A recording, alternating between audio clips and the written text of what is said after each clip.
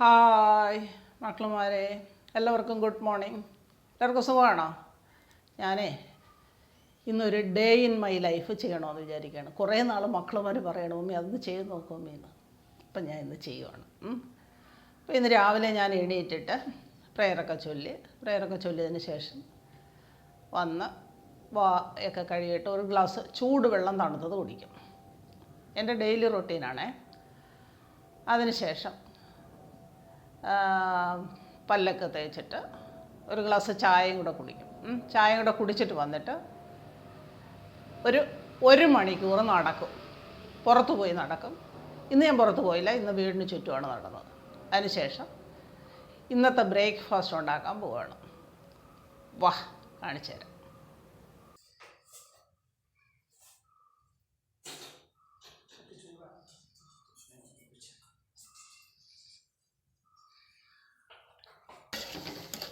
കറിയാണ് പുട്ടിനുള്ള കടൽ.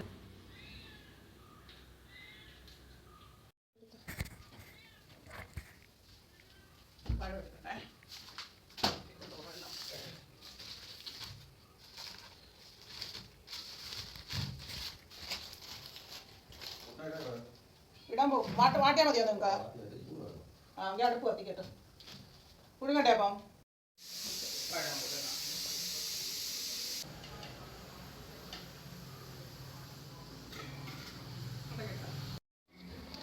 അടുത്ത ഇനി നമുക്ക് പുട്ടാണ് ഉണ്ടാക്കേണ്ടത്. നമ്മുടെ കടലക്കറി ആയി, ഒരുവിധമായി.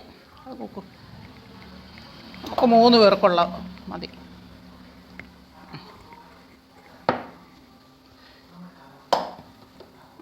മതി. ഇതിനകത്ത് ഇത്ര ഉപ്പ് വേണ്ട, അതിനകത്ത് വെള്ളമുണ്ട് കേട്ടോ. ഈ വെള്ളത്തിനകത്തോട്ട് വേണ്ട.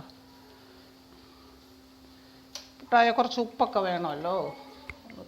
കണയിട്ടതൊക്കെ അതിന് നീളം കൂടുതലായതുകൊണ്ടേ ഉപ്പ് കിടങ്ങില്ല. അപ്പം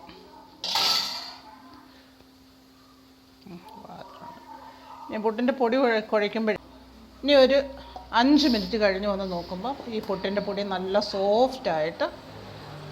സോഫ്റ്റായിട്ട് ഇരിക്കും. അപ്പം നമ്മൾ അതിൻ്റെ കൂടെ തേങ്ങ കൂടെ ചേർക്കാം. After 5 minutes. പണ്ട് അമ്മച്ചി കടലക്കറി വെക്കുമ്പോഴേ രമ്പയുടെ ഇലയൊക്കെ പറിച്ചിടുമ്പോൾ നമ്മളെവിടെ ദൂരെ എവിടെയെങ്കിലുമൊക്കെ ആണെന്നുണ്ടെങ്കിലല്ലോ ഇറച്ചി വെക്കുന്നതെന്ന് പറഞ്ഞ് ഓടി വരും. മനസ്സിലായ? ഈ രമ്പയുടെ ഇലയൊക്കെ ഇടുമ്പോൾ ഇറച്ചി വെക്കുന്നതിൻ്റെ ഒരു പ്രത്യേക മണം വരില്ലേ? അപ്പോഴത്തേന് നമ്മൾ കൊച്ചാണ് അപ്പോൾ ഓടി വരും. നിങ്ങൾക്ക് അങ്ങനെ അനുഭവം ഉണ്ടോ? ഇവിടെ പപ്പയും ചോദിക്കും, ഇതിൻ്റെ മണം ഇറച്ചിയാണോ വെച്ചതെന്ന് ചോദിക്കും. പപ്പയ്ക്ക് ഇറച്ചി ഭയങ്കര ഇഷ്ടമാണ് കേട്ടോ. ഓക്കെ, കടലക്കറിയൊക്കെ ആയതുകൊണ്ട് കറിയുണ്ടല്ലോ, അപ്പം തേങ്ങ കുറച്ച് മതി. തേങ്ങ ഒരുപാട് ഉപയോഗിച്ചാൽ എന്തെന്നറിയാമോ? കൊളസ്ട്രോളൊക്കെ വരും. തേങ്ങയിൽ വെളിച്ചെണ്ണയുടെ ഇതല്ലേ കൊളസ്ട്രോൾ, അതാണ്. തേങ്ങ കുറച്ച്. പുട്ടിന് തേങ്ങ ഇടുന്നതാണ് ടേസ്റ്റ്. എത്രയും തേങ്ങ ഇടുന്നോ അത്രയും നല്ലതാണ്. പക്ഷെ ഇല്ലെങ്കിൽ നമ്മൾ എത്ര നേരം ഇളക്കിക്കൊണ്ട് നിൽക്കേണ്ടി വന്നേനെ. കണ്ടോ, പൊടി നനഞ്ഞ്. ഇതിങ്ങനെ നമ്മളിങ്ങനെ എടുത്താൽ മതി. കണ്ടോ, എളുപ്പമായില്ലേ പുട്ടിൻ്റെ? അല്ലെങ്കിൽ ഒരുപാട് നേരം നമുക്ക് ഇളക്കി നിൽക്കണ്ടേ. അപ്പം നിങ്ങൾ ഈ ടിപ്പ് പരീക്ഷിച്ച് നോക്കണേ. എളുപ്പമാണ്. നമുക്ക് രാവിലെ നമുക്ക് ഡ്യൂട്ടിക്കോ അല്ലെങ്കിൽ ക്ലാസ്സിനോ ഒക്കെ പോകുമ്പോൾ, ക്ലാസ്സിനാണെങ്കിലോ ഡ്യൂട്ടിക്കൊക്കെ പോകുമ്പോഴത്തേനും നമുക്ക് ഇതേ വേണം പുട്ടിൻ്റെ പൊടി നനയ്ക്കണമെങ്കിൽ ഒരുപാട് നേരം നിൽക്കേണ്ട. ഇതേ വേണം ആദ്യം ഒരിച്ചിരി വെള്ളം കുടഞ്ഞതിന് ശേഷം കുറച്ച് വെള്ളം അതിനകത്ത് ഇതിൻ്റെ നിരമ്പരം ഒഴിക്കേണ്ട, കുറച്ച് വെള്ളം ഇങ്ങനെ ഒഴിക്കുക. എന്നിട്ടൊരു 5 മിനിറ്റ് കഴിയുമ്പോഴത്തേനും ഇത് പൊങ്ങിയിട്ട് ആയിരിക്കും. എന്നിട്ട് ഇതേവണെന്താ കണ്ടോ കട്ടയൊന്നും കെട്ടിയിട്ടില്ലല്ലോ. ഇനിയിപ്പോൾ ഞാൻ ഇതിനകത്ത് തേങ്ങയും കൂടി ഇടും.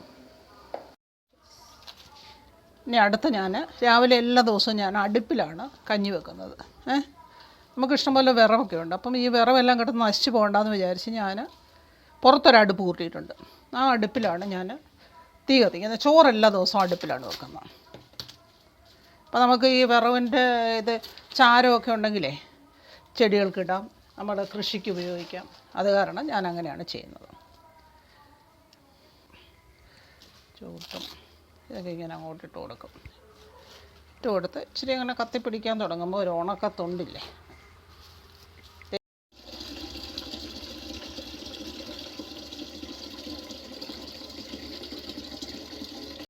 ഇനി അവിടെ ഇരുന്ന് പുകഞ്ഞ് ഇത് കത്തും. ഇതിൻ്റെ അടപ്പ് ഓഫാക്കോ. മതി ഉണ്ടോ. അപ്പോൾ ഇനി നമുക്ക് അടുക്കളയിലോട്ട് പോകാം.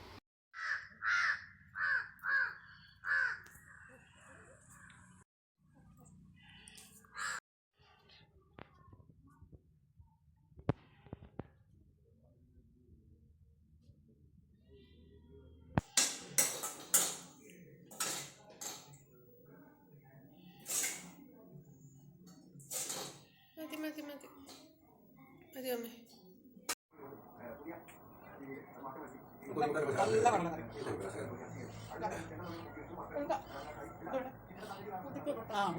നല്ല കടലക്കറി, നല്ല ടേസ്റ്റ് ഉണ്ട്.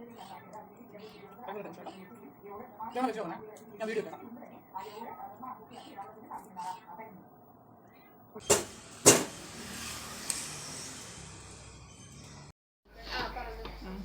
നമുക്കിനി മീനെ എടുത്ത് വെള്ളത്തിൽ ഇടാം. ഞാൻ ഇന്നലെ കട്ട് ചെയ്ത് വെച്ചിട്ടുണ്ടായിരുന്നു കേട്ടോ. ചൂരമീനാണേ. നമുക്കെടുത്ത് വെള്ളത്തിൽ കൊണ്ടിടാം. വാ.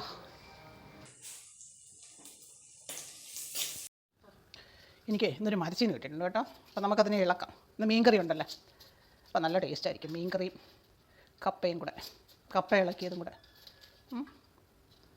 അതിനെ ഇങ്ങനെ പൊളിച്ചിട്ട് ചിലരിതിന് ചുരണ്ടുകയാണ് ചെയ്യുന്നത്. ഇതിൻ്റെ പുറത്ത് ഇങ്ങനെ ചുരണ്ട് കളയും. പക്ഷേ ഞാൻ അങ്ങനെ ചെയ്തില്ല. എനിക്കതിങ്ങനെ അതിൻ്റെ ഈ കരിന്തൊലിയും ഇത് എല്ലാം കളയുന്നതാണ് ഇഷ്ടം. ഇങ്ങനെ പൊളിച്ചെടുക്കുന്നത് എനിക്കിഷ്ടം. എന്നിട്ട് അതിനെ ചെറുതായിട്ട് കുത്തി നുറുക്കും. കാണിച്ചു തരാവേ അത്.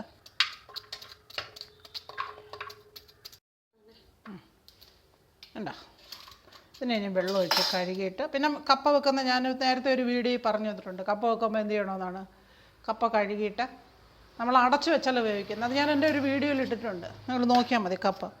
കപ്പ നന്നായിട്ട് കഴുകിയതിന് ശേഷം വെള്ളം തിളയ്ക്കുമ്പോൾ അതിനകത്തോട്ട് നന്നായിട്ട് കഴുകിയതിന് ശേഷം നമ്മൾ വെള്ളം തിളച്ചിരിക്കുമ്പോൾ അതിനകത്തോട്ട് വാരിയിടും. ഓർമ്മയില്ല, ഞാൻ അതിന് ഒരു കാര്യം ചെയ്യും. ഞാൻ എൻ്റെ വീഡിയോയുടെ ലിങ്ക് ഞാൻ അതിന് താഴെ കൊടുത്തേക്കാം. അപ്പോൾ നിങ്ങൾ നോക്കിയാൽ മതി. എന്നിട്ട് എങ്ങനെയാണ് കപ്പ വെക്കുന്നതെന്ന് അത് മനസ്സിലാവും. ഓക്കെ, മതി. എനിക്ക് ഇന്നൊരു കൂമ്പ് കിട്ടിയിട്ടുണ്ട്. ഒരു ഏത്തവാഴയുടെ കൂമ്പ്. ഭയങ്കര ടേസ്റ്റാണ്. ഞാൻ കൂമ്പ് തോരൻ വെച്ചിരിക്കുന്നത് നിങ്ങൾക്ക് കാണിച്ചു തന്നിട്ടില്ലേ. നമുക്കടുത്ത് അരിയാവേ. ഉച്ചക്കലത്തെ എൻ്റെ തോരന് ഇന്നതാണ്. എങ്ങനെയാണ് അരിയുന്നതെന്നൊക്കെ ഞാൻ വീഡിയോ കൊടുത്തിട്ടുണ്ട്. എന്നാലും കാണാം നമുക്ക്. വാ, ഉച്ചയ്ക്ക് തോരൻ വെക്കുമ്പോൾ കാണാം. ഓക്കെ, വാ. കണ്ടോ, കൂമ്പിനെ നമ്മൾ എടുക്കുന്നതെന്ന് പറയുന്നത് അതിൻ്റെ കുറച്ച് ഞാൻ ഇരിഞ്ഞ് കളഞ്ഞുണ്ടോ. അതിന് ശേഷം തന്നെ ഇങ്ങനെ എടുത്തിട്ട് ഇങ്ങനെ എടുക്കണം. കണ്ടോ, ഇങ്ങനെ എടുത്തിട്ട് കണ്ടത് ഏത്തവാഴയുടെ കൂമ്പായതുകൊണ്ടാണ് കണ്ടോ ഇതിൻ്റെ ഇവിടെ ഇത്രയും ഇത് കൂടുതലുള്ളൂ. അതിനെ ഇങ്ങനെ ചേർത്ത് പിടിച്ചിട്ട് എന്താ അങ്ങനെയാണ് അരിയേണ്ടത്. കേട്ടോ, ഇത് കളയണം. അങ്ങനെ ഇതിൻ്റെ ഒരു വെള്ള ഭാഗം, ഒരു പറഞ്ഞ അഴുക്കൊന്നും ഇല്ലാത്തൊരു ഭാഗം വരെ നമുക്ക് എടുക്കാം. എന്തോന്നെണ്ണം കൂടെ കഴിഞ്ഞിട്ടങ്ങ് കുത്തിയരിയാം. കണ്ടോ, ഇത്രയൊക്കെ ആകുമ്പോഴത്തേനും ഇവിടെ ചെറുതായിട്ട് വെള്ളയൊക്കെ വരാൻ തുടങ്ങിയല്ലോ. ഇനി വേണമെങ്കിൽ ഇത് ടോപ്പിൽ നിന്ന് ഇച്ചിരിക്കാനൊന്ന് ഇങ്ങനെ കണ്ടോ, ജസ്റ്റ് ഇങ്ങനെ നാക്കി കളഞ്ഞിട്ട് ബാക്കി അങ്ങ് കുത്തി അരിഞ്ഞാൽ മതി. കേട്ടോ, ഇങ്ങനെ ഇങ്ങനെ ഇങ്ങനെ ഇങ്ങനെ ഇങ്ങനെ എടുത്തിട്ട് ദൈവണം ഇങ്ങനെ ചെറുതായിട്ട് ഇങ്ങനെ അരിഞ്ഞാൽ മതി. നല്ല ഫൈബറാണ്. അപ്പം നമ്മുടെ വയറിനും നമ്മുടെ ബോഡിക്കും ഫൈബർ നമ്മുടെ ബോഡിക്ക് ഏറ്റവും ഇമ്പോർട്ടൻ്റ് ആയിട്ട് ആവശ്യമുള്ളൊരു കാരണം ഇതാണ്. അപ്പോൾ നമുക്ക് നല്ലതാണ് ബോഡിക്ക്. ഞാൻ കൂമ്പ് കിട്ടുമ്പോഴൊക്കെ ചെയ്യാറുണ്ട്. ഞാലിപ്പൂവിൻ്റെതും നല്ലതാണ് കേട്ടോ. ചില കൂമ്പുകൾ കഴിക്കും. ഏതിൻ്റെയാണെന്ന് എനിക്കത് കറക്റ്റായിട്ട് അറിയത്തില്ല. ഞാനെടുക്കുന്നത് ഏത്തവാഴയുടെയും പിന്നെ ഞാലിപ്പൂവിൻ്റെ എടുക്കും. ഇത് രണ്ടാണ് ഞാൻ സാധാരണ എടുക്കുന്നത്. മറ്റേൻ്റെയൊക്കെ എടുക്കുമെന്നുള്ള കാര്യമില്ല. ഏതോ ഒരു കൂമ്പ് പ്രാവശ്യം എടുത്തപ്പോഴത്തേന് കഴിച്ച്, അതുകൊണ്ട് എടുക്കാറില്ല. ഞാൻ ഇത് രണ്ടുമാണ് സാധാരണ എടുക്കാറുള്ളത്. ഓക്കെ, അങ്ങനെ ഊണ് കഴിക്കാൻ പോവാണ്. ജോലിയെല്ലാം ഒതുങ്ങി. ഇനി ഞാൻ ഊണ് കഴിക്കാൻ പോവാം. അപ്പോൾ സമയം 2 മണി കഴിഞ്ഞു കേട്ടോ. താമസിച്ചു പോയി. ഞാൻ 2 മണിയൊക്കെ ആയിട്ടാണ് എല്ലാ ദിവസവും കഴിക്കുന്നത്. അപ്പോൾ എല്ലാം ഒതുക്കി പറക്കിയിട്ട് കഴിക്കുന്നത് എനിക്കൊരു തൃപ്തി. അതുകൊണ്ടാണ് ഇന്നത്തെ എൻ്റെ ലഞ്ച് എന്ന് പറയുന്നത്. ഇവിടെ കപ്പയുണ്ട്, മീൻകറിയുണ്ട്, കൂമ്പ് തോരന്, നെല്ലിക്ക, പിന്നെ രസം ഒഴിച്ചിട്ടുണ്ട് ഞാൻ. നെല്ലിക്ക ചമ്മന്തി കണ്ട അടിപൊളിയാണേ, നല്ല ടേസ്റ്റ്. പിന്നെ ചോറ്. ഇത്രയാണ് ഇന്നത്തെ എൻ്റെ. കഴിച്ചു നോക്കട്ടെ. ഇച്ചിരി മീനൊക്കെ എടുത്ത് വെച്ച് ആ കപ്പയും ആ കൂമ്പും.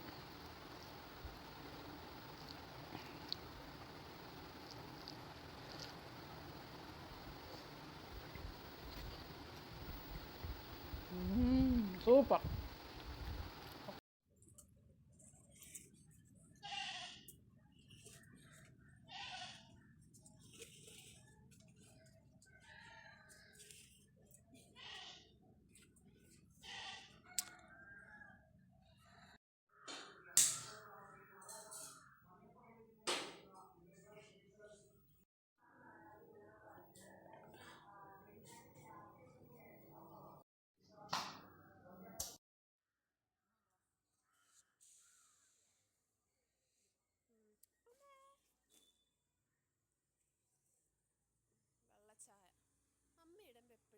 ചായ മമ്മിക്ക് കടുപ്പ് ഇടുന്ന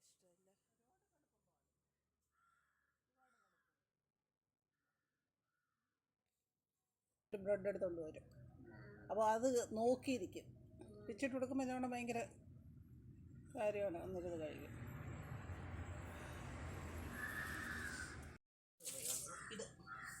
ഇതിനെ എന്താ അതെനിക്ക് ഇഷ്ടമില്ല. അതിവിടെ എല്ലാം നമ്മുടെ ഇതെല്ലാം ആവുന്നത്. നിന്നോട് അഭിപ്രായം ചെയ്തിട്ട് ചെയ്യാം.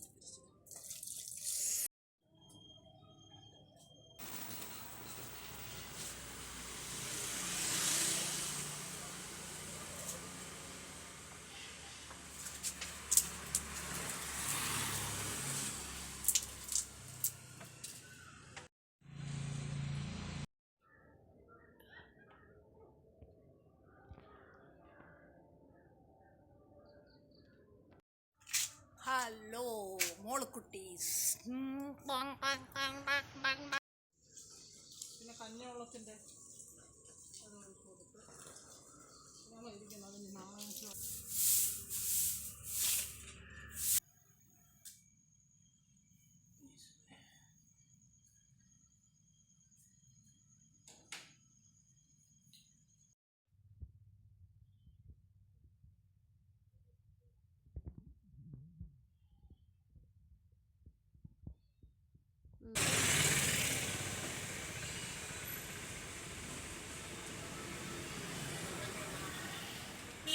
കണ്ട മമ്മിയുടെ ക്രിസ്മസ് ഉണ്ണീശോ പിറന്നത് കണ്ട.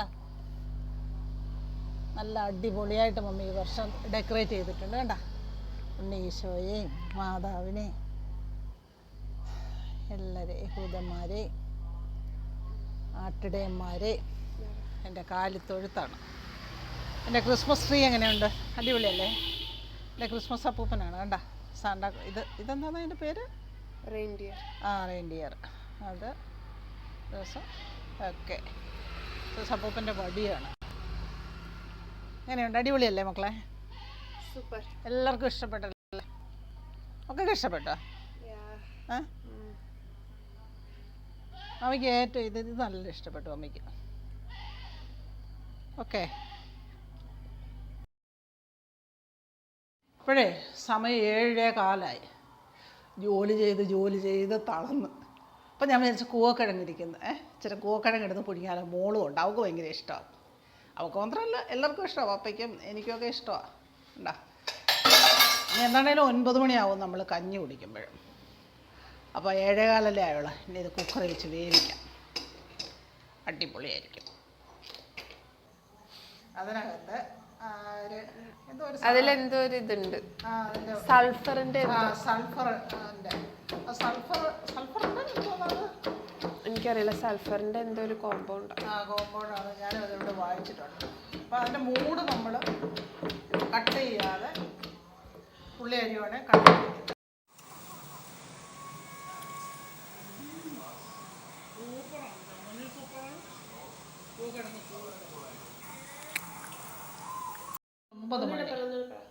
ഇപ്പോഴേ സമയം 9 മണി. കഞ്ഞി കുടിക്കാൻ പോവുകയാണേ. കുളിച്ചിട്ട് വന്ന ഉടനെ എനിക്ക് വിശക്കും കേട്ടോ. അപ്പം വന്ന് ഞാൻ കഞ്ഞി എടുക്കാം. പപ്പ ഇച്ചിരി നേരത്തെ കഴിക്കും. എന്നിട്ട് ഞാൻ കഞ്ഞി. ഇതാണ് ഞങ്ങളുടെ കഞ്ഞി. ഈ കഞ്ഞി ഞാൻ എൻ്റെ വീഡിയോയിൽ ഇട്ടിട്ടുണ്ട്. സ്റ്റാർച്ചൊക്കെ കുറഞ്ഞ കഞ്ഞി ഞാനെങ്ങനെയാണെന്ന് ഇട്ടിട്ടുണ്ട്. എൻ്റെ വീഡിയോയിൽ ഇട്ടിട്ടുണ്ട്. ഇത്രയും മതി കഞ്ഞി എനിക്ക്. ഇനി ഇച്ചിരി തോരനും കൂടെ എടുക്കാം.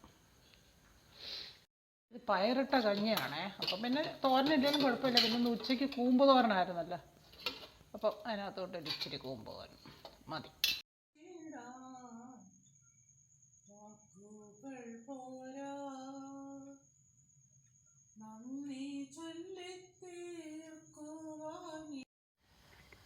ഇത്രയൊക്കെയാണ് എൻ്റെ ഒരു ദിവസത്തെ ലൈഫ് എന്ന് പറയുന്നത്. ഡേ ഇൻ മൈ ലൈഫിൽ ഇത്രയൊക്കെയാണ് എൻ്റെ ഒരു ഡെയിലിയിൽ ഞാൻ ചെയ്യാറുള്ളത്. അവസാനത്തെ റൊട്ടീനാണ് ഞാൻ പ്രെയറൊക്കെ കഴിഞ്ഞിട്ട് ഒരു 10-10:15 ആകുമ്പോഴേ പോയി കിടന്നുറങ്ങും. അത് റിട്ടയർ ആയതിനു ശേഷമാണേ. അതിന് മുമ്പട്ടൊക്കെ ആണെങ്കിൽ 12 മണിയൊക്കെ ആവും. ഇപ്പോൾ റിട്ടയറൊക്കെ ആയതിനു ശേഷം ഒരു 10-10:15 ആകുമ്പോൾ കിടക്കും. ഓക്കെ, എല്ലാവർക്കും ഗുഡ് നൈറ്റ്. ബായ്.